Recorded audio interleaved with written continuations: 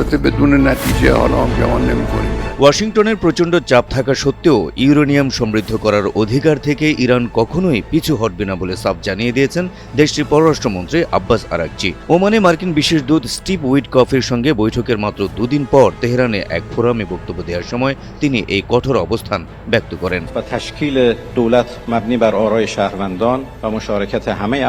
Araghchi বলেন, ইরানের উপর যুদ্ধ চাপিয়ে দেওয়া হলেও তারা এই পথ থেকে সরবে না, কারণ কোনো বিদেশি শক্তির ইরানের আচরণ নির্ধারণ করে দেওয়ার অধিকার নেই। ইরানি পররাষ্ট্রমন্ত্রী উল্লেখ করেন যে তাদের শান্তিপূর্ণ পারমাণবিক কর্মসূচি এবং ইউরেনিয়াম সমৃদ্ধকরণের জন্য ইরানকে ইতোমধ্যে অনেক চড়া মূল্য দিতে হয়েছে।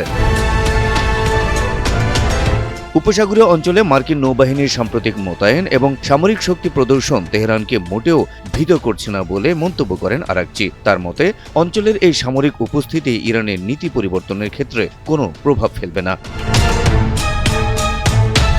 মার্কিন প্রেসিডেন্ট ডোনাল্ড ট্রাম্প ইরানের পারমাণবিক কর্মসূচি নিয়ে একটি নতুন চুক্তিতে বাধ্য করতে বারবার সামরিক শক্তি ব্যবহারের হুমকি দিয়ে আসছেন। বিশেষ করে ইরানের সরকার বিরোধী বিক্ষোভ দমনের প্রেক্ষাপটে ওই অঞ্চলে মার্কিন সেনা মোতায়েন বাড়ানো হয়েছে। গেল বছরের সংঘাতের আগে ইরান 60% পর্যন্ত ইউরেনিয়াম সমৃদ্ধ করেছিল, যা পারমাণবিক অস্ত্র তৈরির উপাদানের খুব কাছাকাছি।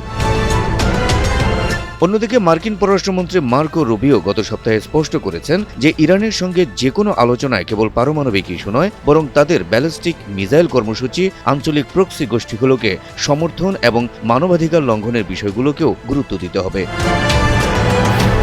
তেহরানের এই অনড় অবস্থান এবং ওয়াশিংটনের বহুমুখী শর্তের কারণে দুই দেশের মধ্যকার উত্তেজনা আরও দীর্ঘস্থায়ী হওয়ার আশঙ্কা দেখা দিয়েছে।